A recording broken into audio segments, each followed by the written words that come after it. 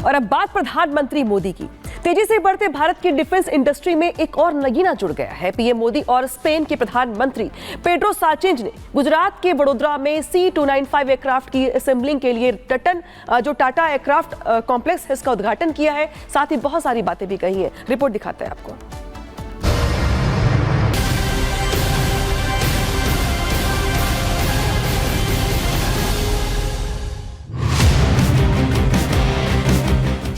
वडोदरा में दिखा भारत का दम। शौर्य की सीरीज में एक और कदम। वडोदरा में तैयार होगा एयरफोर्स का बाहुबली। आसमान में गरजते और अपनी ताकत दिखाते एयरबस के इस एयरक्राफ्ट पर अब मेड इन इंडिया का टैग लगेगा। दुनिया के शानदार ट्रांसपोर्ट एयरक्राफ्ट में से एक C-295 अब गुजरात के वडोदरा में तैयार होगा और इंडियन एयरफोर्स की पावर में इजाफा करेगा। स्पेन के इस एयरक्राफ्ट की असेंबलिंग अब गुजरात के वडोदरा में होगी, जिसके लिए पीएम नरेंद्र मोदी और स्पेन के प्रधानमंत्री पेड्रो साnchez ने वडोदरा में टाटा एयरक्राफ्ट कॉम्प्लेक्स का उद्घाटन किया।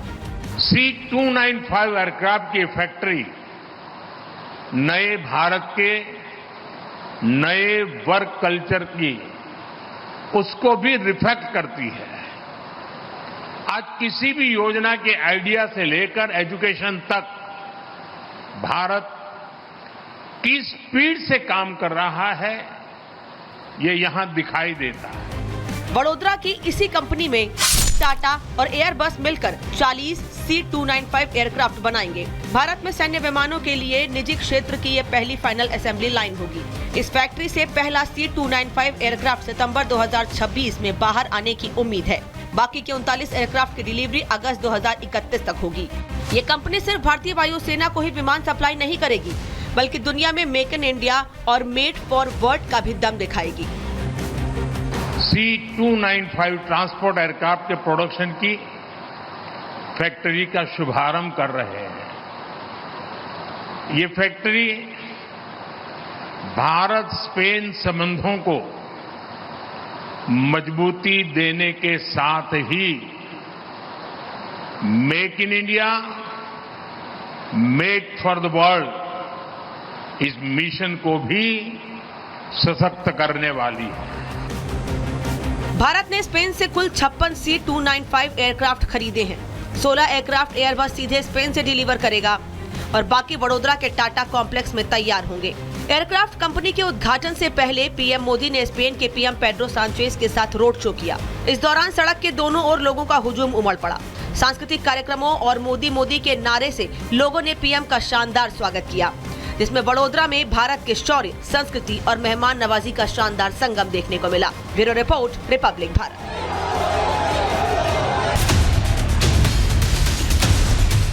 डेम चौक के करीब इस वक्त हम यहाँ पर हैं। बिल्कुल इसके पीछे जहाँ पर भारत और चीन का बॉर्डर है, वहाँ से डिसएंगेजमेंट की शुरुआत हो चुकी है। इस वक्त लगातार सेनाएं पीछे हट रही हैं, चीन की तरफ से भी और भारत की तरफ से भी। और अब बात करेंगे चीन की। ब्रिक्स शिखर सम्मेलन में जब प्रधानमंत्री नरेंद्र मोदी और चीन के राष्ट्रपति शी की मुलाकात होती है तो पीएम मोदी ने चीन को उसी की भाषा में समझा दिया कि अगर दो हाथ करोगे तो भारत पीछे हटने वाला नहीं है। और भारत के तल्ख तेवर देखकर अब चीन भी ये समझ चुका है कि लड़ाई झगड़े में कुछ नहीं रखा और इसी की वजह है कि चीन घुटने पर आ चुका है और LAC से अपने तंबू और टेंट हटाने उसने शुरू कर दिए हैं। दिखाते हैं आपको खास रिपोर्ट में।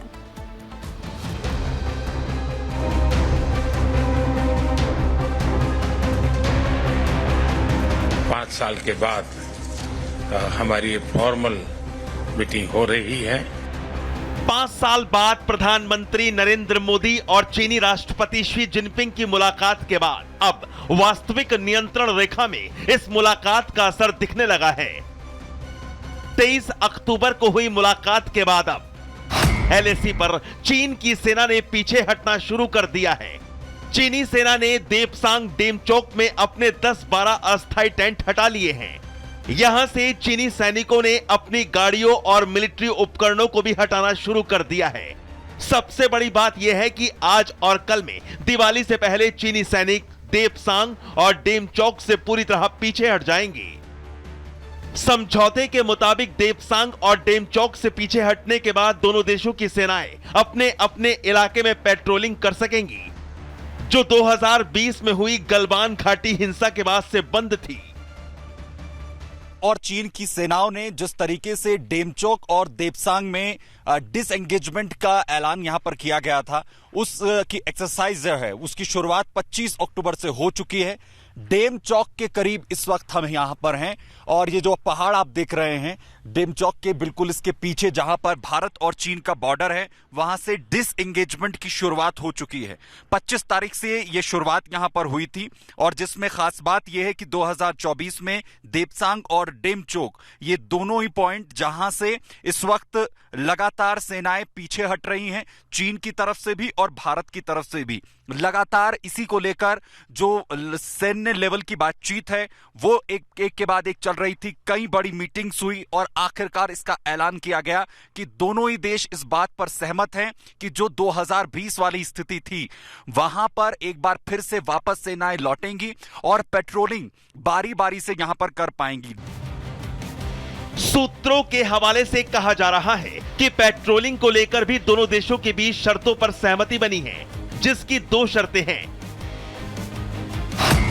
पहली शर्त है कि दोनों देशों की सेनाएं अलग अलग दिन पेट्रोलिंग करेंगी और दूसरी शर्त है कि दोनों देशों की सेनाओं को पहले से इसकी सूचना एक दूसरे को देनी होगी। वहीं पेट्रोलिंग टीम में कितने सैनिक शामिल रहेंगे इसको लेकर भी समझौता हुआ है। दावा किया जा रहा है कि चीन ने अगर ईमानदारी से इस समझौते का पालन किया तो 2020 के पहले जैसी शांति LAC पर फिर लौट आएगी। ये मोदी सरकार जो है, हमारे मन में इसमें कोई दुविधा नहीं है कि हम देश की सीमा पे इसकी सुरक्षा के लिए हमें जो करना है वो हम जरूर करेंगे। दिवाली से पहले LAC से जो खबर मिल रही है वो वाकई राहत भरी है।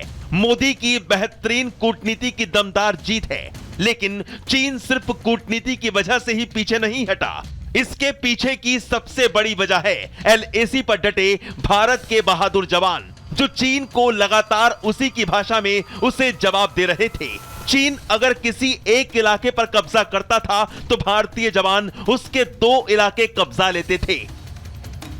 और भारतीय सेना के इसी दमखम और मोदी की शानदार कूटनीति ने आज चीन को LAC से टेंट तंबू उखाड़ने पर मजबूर कर दिया है। Bureau report, republic Bharat.